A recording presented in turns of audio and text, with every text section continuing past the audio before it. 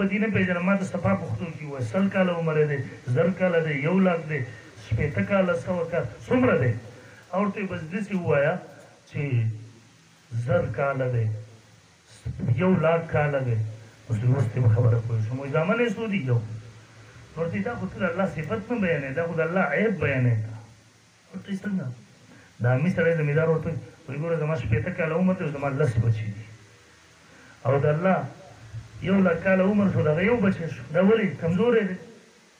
دا ورته کمزوري بیانې ده الله لپاره الله هر صفت چې ثابت دی کامل ثابت دی دا ګوره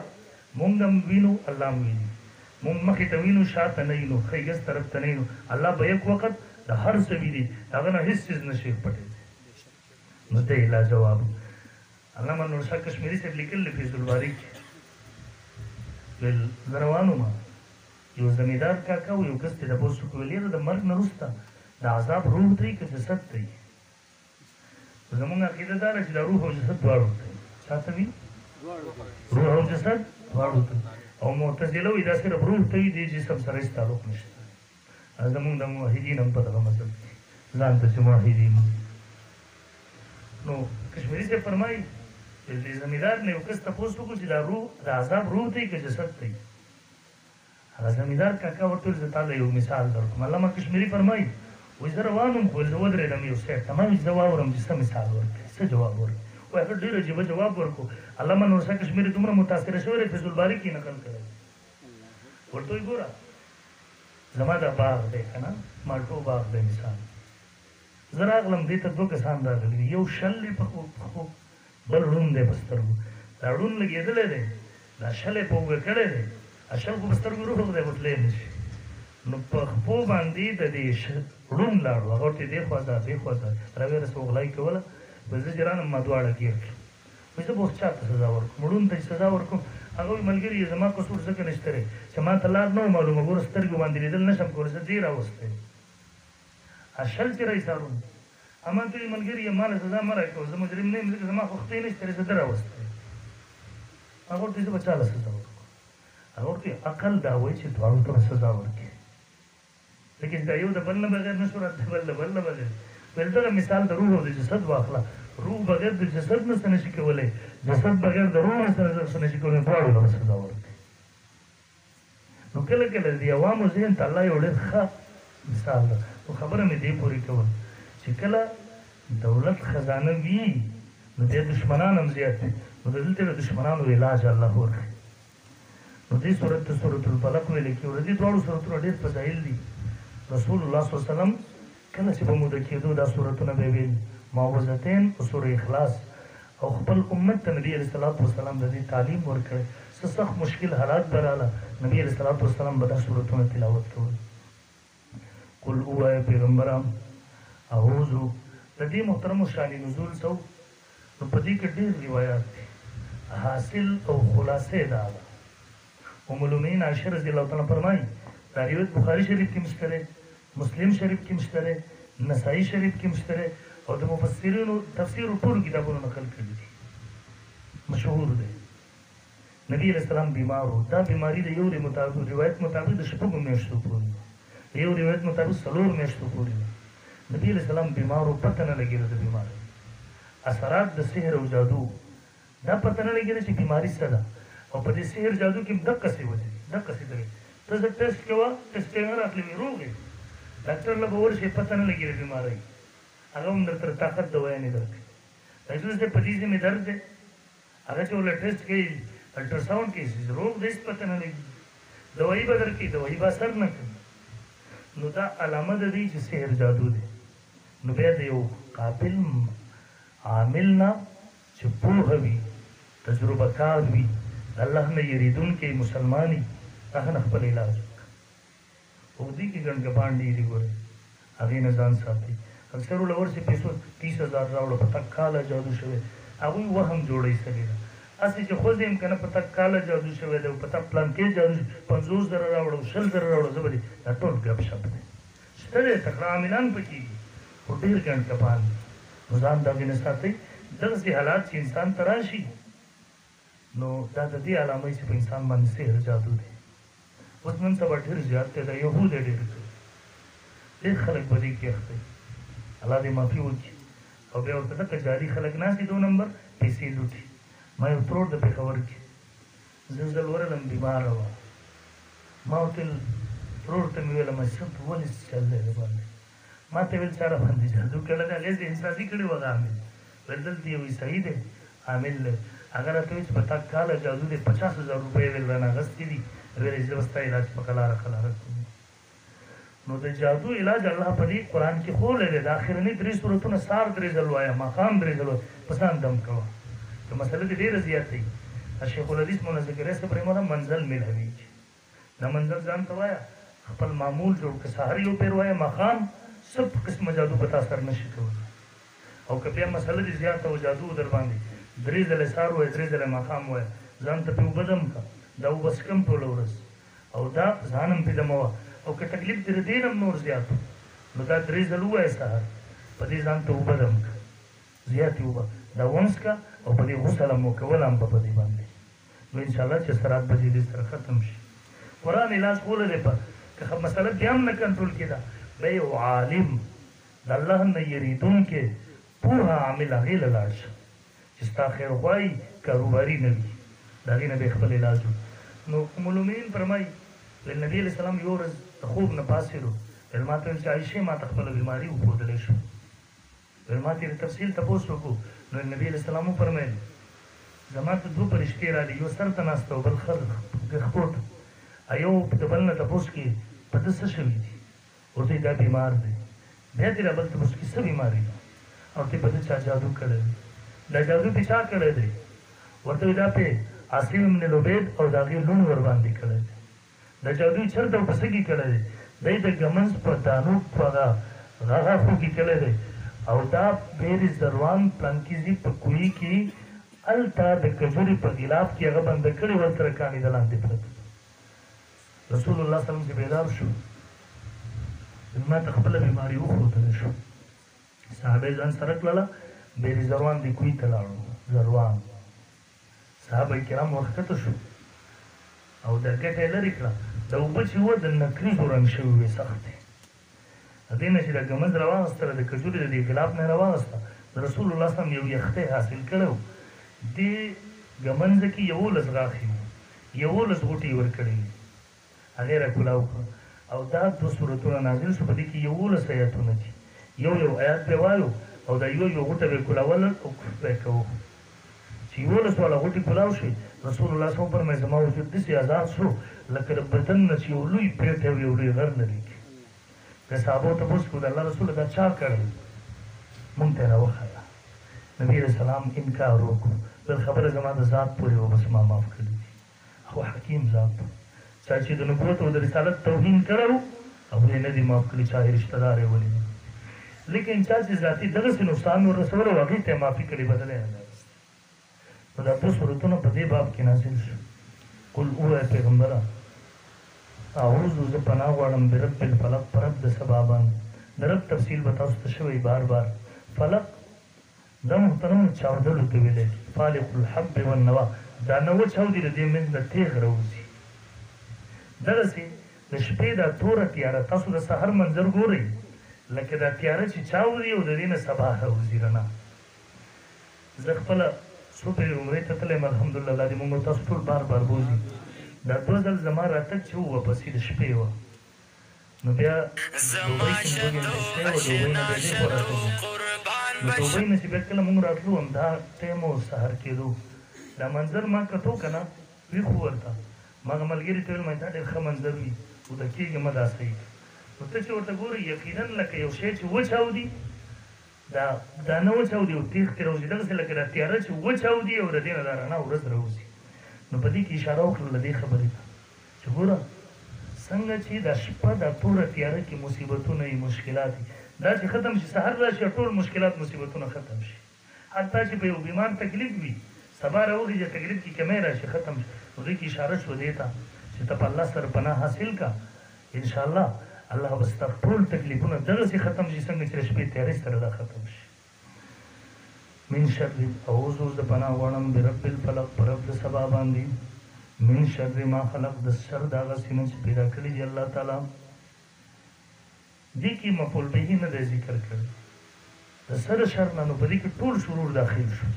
مفعول به کله حذف کېږي د تعمیم دپاره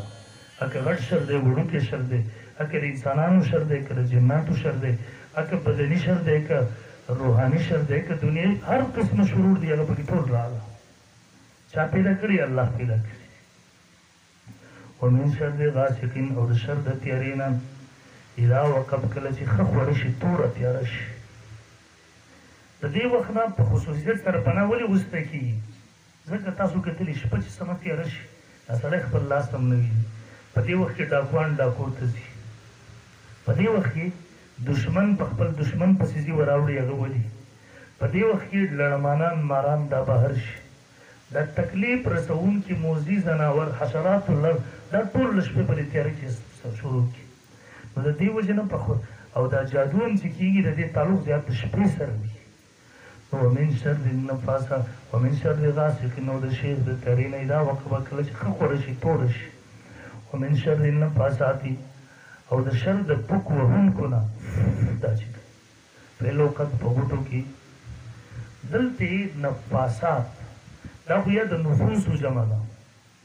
نو نفس دا مذکر هم راځي مؤنث هم راځي د دې وجې نه نفاسات ورته مؤنث راوړو صفت ومن شر النفوس النفاسات د شر د هغه انسانانو نه چې پوکي کوي په غوټو کې او یا دویم نمبر دا نفاسات دی مؤنث ځکه راوړو یوه وجه دا ده چې په رسول الله سلم جادو چې شوی و لبید ابن اسم نو د هغې لونو زیات مداخلت ودیږي جادو د هغه لونو کړی و عمل دخل د هغوی و او یاره دې وجې نه چې دا جادو چې دی زیات تر دا سحر جادو زنانو کې دا صفت معمته کېږي الله دې زموږ زنانه وساتي امید لکه مسله راشي بس بیا خو عامل ته ورغلی د پلانکي سره مې تکلیف مسله راغلی دی ورته راله په تعویض وکړه ما ته زه تیر کې وم ډېر مخکې سبق ته ناست وم یوه زنانه ویل مشره زنانه ده او هغه نه ځي لوی چې خامخا در سره میلاوېږي نو ګورخه کې هغه زنانه راغله ما ته وی ډېرې خیرې وکړې ما ته وایي چې وایي زما بچي دي په سعودي کې او هغه ورنداریانو هغه زما هغه څه ورته دغه بچو ښځو مې انګوریانو مې هغې رانه پردي کړي ما ته وایي داسې تعویض راله وکړه چې خدای تباه او بربادي کړي نو ما ورته ویله بهی ما نه خو دغسې تعویض نه راځي چې زه دغسې څه وکړم او هغه تباه شي تاسو خو الله کوي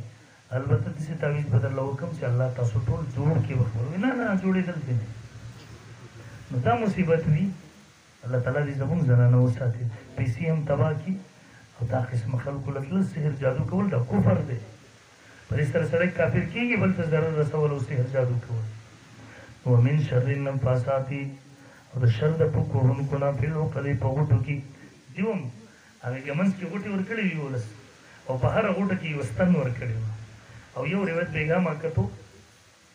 مولانا شغلاري صاحب رحمه الله نقل کړی دی وایي دوی یو ګوډه هغې غونته کې جوړ کړی اوبو ته غونته کې جوړ کړي دا جادوران اکثران دغسې اکثر دغسې او په دې کې ستنې ورکړې وي یولس بیا ومن شر حاسد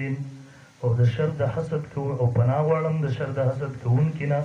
اذا حسد کله چې حسد کوي ګورئ حسد د ډېر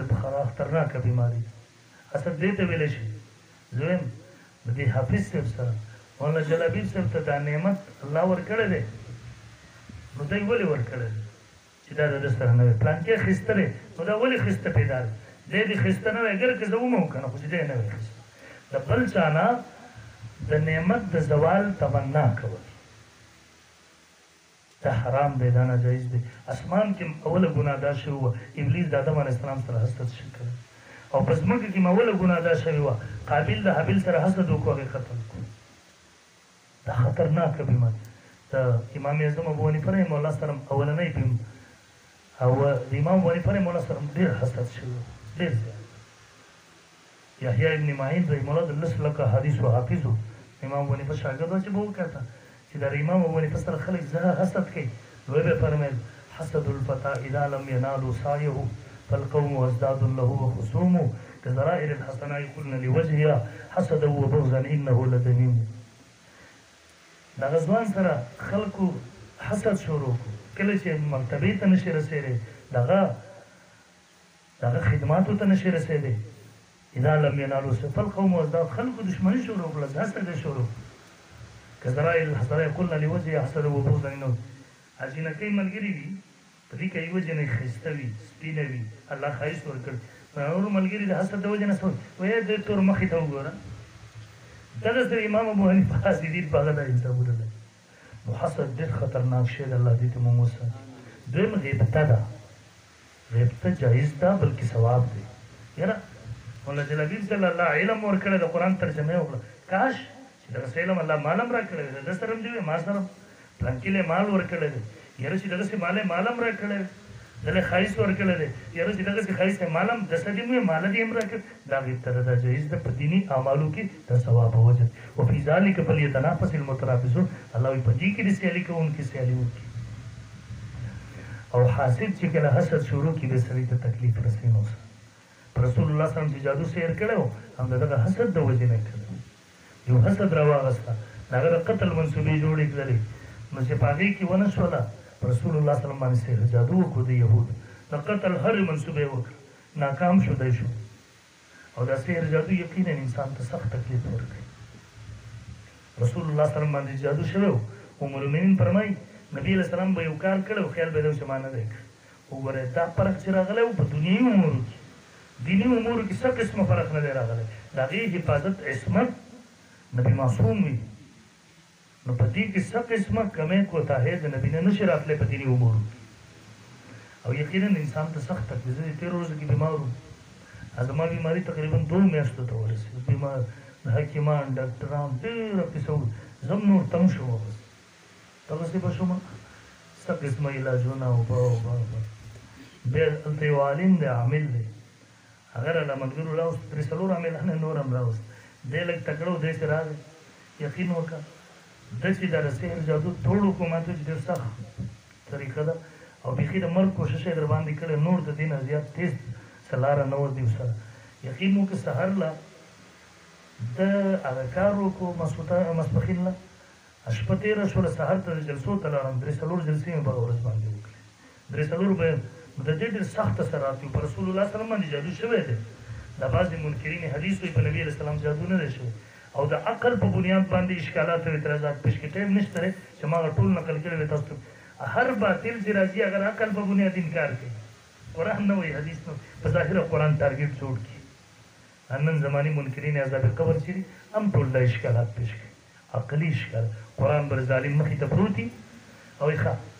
وایي عذاب د قبر شته دی نو چې راځي سم دې ته قبر نصیب نه شو هندوانو وسوځو په هوا کې والوځو نو دلته خو قبر نصیب نه شو عذاب کوم ځای کې نو ما هغه یې ورته ویل ما ورته ویل پلار خو چا نه دی سوځولی که نه ښخ کړی ویل او نو ما ورته ویل هغې په باره کې خو له اول خبره وکړو که نه چې دا کوم ښخ شوي دي کوم چې سوځېدلي هغې باره کې به وروسته خبره وکړو زمونږ متکلمینو دومره پورې هم لیکلي دي د جسم دا یوه ذره الله د روح د دغه ذراتو سره تعلق قایم کړي دې له عذاب یې ثواب ورکړي که کوم چې مستحق وي بهرحاله تفصیلي بحث دی دلته نه کوم الله اکبر بسم الله الرحمن الرحیم سورة الناس مخکې صورت کې د هغه دشمن ذکر وشو چې هغه تا ته دنیوي نقصان رسوي په دې صورت کې د هغه دشمن ذکر کېږي چې تا ته اخروي نقصان رسوي د آخرت په حوالې سره یا داسې ووایي چې په مخکې صورت کې د هغه دشمن ذکر وشو چې هغه ستا په جسم باندې حمله کوي جسماني دشمن مولانا سیندي صاحب فرمایي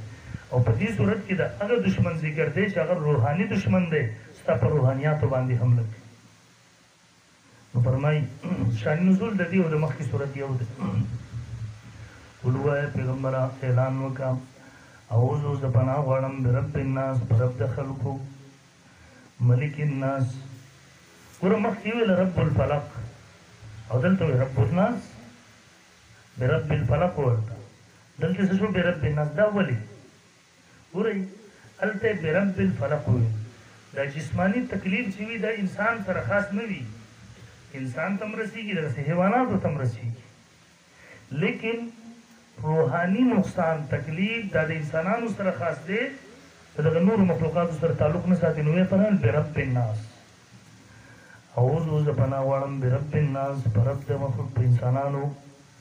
ملک الناس زه پناه غواړم په بادشاه د انسانانو الہ الناس زه پناه غواړم په معبود د انسانانو وای پیغمبره زه پناه غواړم په رب د خلکو، ملک الناس چې بادشاه د خلکو دی، اله الناس چې معبود د خلکو دی. دې کې مفسرین وایي دا ناس یې درې ځل ولې راوړو، خو پکار دا وه چې قل اعوذ برب الناس یو ځل وشو، نو اخو یې ضمیر راوړی دی ملکهم الههم.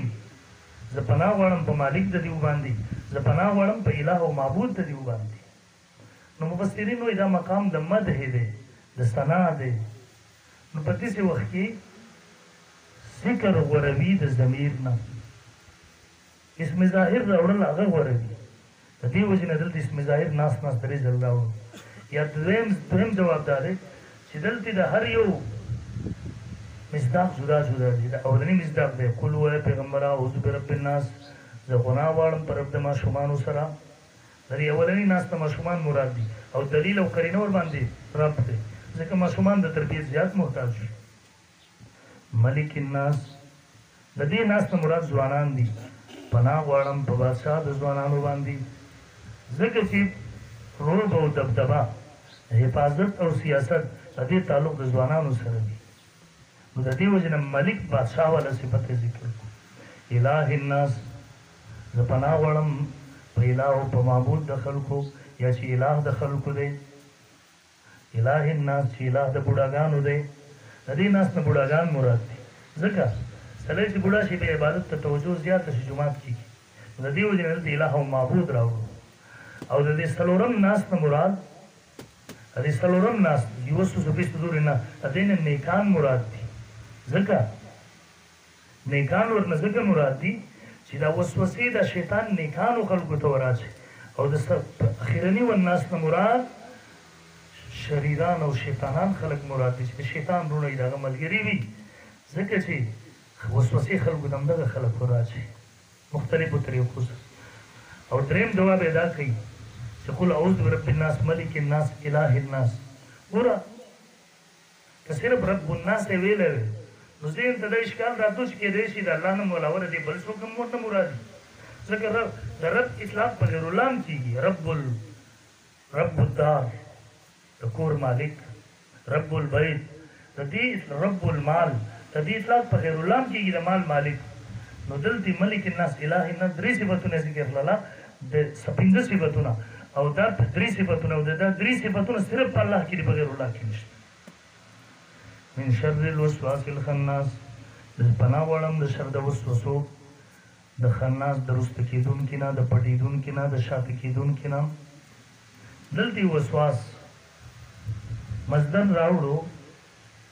وسواس دا په طور د مبالغې باندې د شیطان ته وسواس وویله، ځکه د دومره وسوسې وراچوي چې دی په خپله وسوسه ګرځېدلی. لکه مونږ وایو زید عدل، زید عدل دی، نو زید عدل نه دی، زید عدل کوونکی دی، خو دی دومره زیات عدل کړی چې دی په خپله عدل ګویا کې ګرځېدلی دی. او خناس، د خناس معنی ده پټېدونکی، رسته کېدونکی. د شیطان چې نبی علیہ السلام فرمایي د انسان په زړه کې دوه خانې دي، دوه کوره دي، په دې یو کې فرشته اوسېږي، یو کې شیطان اوسېږي. دا فرشته د نیک اعمالو طرف ته ترغیب کوي، الهام ورته کوي، او دا شیطان چې دی د بدو اعمالو طرف ته ترغیب کوي. نو چې کله د انسان د ذکر نه غافل شي، د شیطان د خپل چونچ د مخوکه خښه کړي، د چې کله ذکر شروع کړي نو دا ډېر دلم دی، د الله نوم چې انسانیت کې د شاته شي، رسته شي. نو خناس صفت یې د ذکر پټېږي، رسته کېږي. او د وسوسه څه ته ویلی کېږي؟ په خفي کلام، پټ کلام په ذریعې سره انسان ځان طرف ته مایله کول، په داسې اواز سره چې هغه اورېدلی کېږي خو نه، لیکن انسان هغه محسوسوي، په هغې پوهېږي. دغې ته وسوسه ویلی شي. نو الله دې ته طاقت ورکړی دی، هغه وسوسه اچولی شي. الذي هغه یوسوسو چې وسوسې اچوي فی صدور الناس، په سینو د خلکو کې، یعنې په زړونو د خلکو کې. من الجنتي دا من د بیان دپاره دی. من الجنتي دا څوک دي؟ دا د جناتو نه دي، د انسانانو نه دي. من الجنتي چې د پیریانو نه دي، والناس او د انسانانو نه دي. په دې جناتو کې کوم چې بد دي هغې ته شیطانان ویلی کېږي، او په انسانانو کې چې دي هغې ته کافران ویلی کېږي، هغې ته فساق فجار ویلی کېږي. نو په پیریانو کې خو ښکاره ده شیطانان دي چې زمونږ نیکه سره دښمني کړې وه، مونږ سره کې قدم به قدم را سره دی. د انسانانو نه څنګه مراد دی لکه دا مې ذهن ته راننه نو د انسانانو نه وسوسه داسې وراشي د انسان مخې ته راشي مختلف غوړې زیړې خبرې به درته کوي قرآن حدیث به درته یادوي د توحید او سنت نوم به درته اخلي ستا عقیده به خرابوي ستا عمل به خرابوي تا به د خپل دین نه منع کوي دقه شیطانان دي د انسانان په شکل تا به د نیکو نه منع کوي تا به د ښه کارونو نه د الله د لارې نه منع کوي بیا قرآن مجید 19 پاره کې ذکر دي که نه هلته به انسان یوم یعض الظالم علی یدیه او بیا به د خپل لاسونو به چپونه لګوي او وایي به ورته یا لیتنی لم اتخذ فلانا خلیلا کاش چې ما پلان کې دوست نه جوړولی لقد اضلني عن ذکر بعد اذ زه د الله د دین نه غافل کړم ګمراه کړم په بله لارې بوتلم نو صحبت صالح تورا صالح کند صحبت طالح تورا طالب د نیک سړي دوستي به دي نیک یو د بد سړي دوستي به دي بد کي نو الله دې مونږ د بدانو د مجلس نه وساتي امین ووایي دې محترمو د قرآن مجید اولنۍ صورت و سورة الفاتحه اخرنۍ صورت د سورة الناس او سورة الفلق ربط دا دی په اولنۍ صورت کې د الله حمد او ثنا بیانېدو نه وروسته د الله نه استعانت او د صراط مستقیم باندې د تلو درخواست والله نو چې کله انسان ته نیغه لاره ملاو شو صحیح ملګري ملاو شو او د الله امداد هم حاصل شو اوس د دشمن خطره ده په لاره نو اخرنۍ دوه صورتونه یې مونږ ته راوښوده چې د دشمن نه د بچ کېدو طریقه دا ده د دشمن نه بچ کېدل ضروري دي د دشمن نه ځان بچ کړي په دې طریقې سره او دویم د قرآن شروع د بسم الله د با نه شوي وه د بې او ختم یې په سین باندې وشو الناس نو با او سین چې یو ځای کې بس راځي د بس معنی د کافي یعنې ستا د هدایت دپاره ستا د خیر دپاره ستا د نجات دپاره دا قرآن کافي دی بل کتاب پسې مه ګرځېدلی دی په مقابله کې رسول الله صلی الله حدیث د هغې تفسیر دی فقهای کرام د قرآن او سنت شرح کړې ده اجتهادي مسایلو کې نو چې مونږ دغه کلک ونیسو انشاءالله مونږ به نجات بیا موضوع مونږ به هدایت بیا موضوع الله دې مونږ ته په دې باندې عمل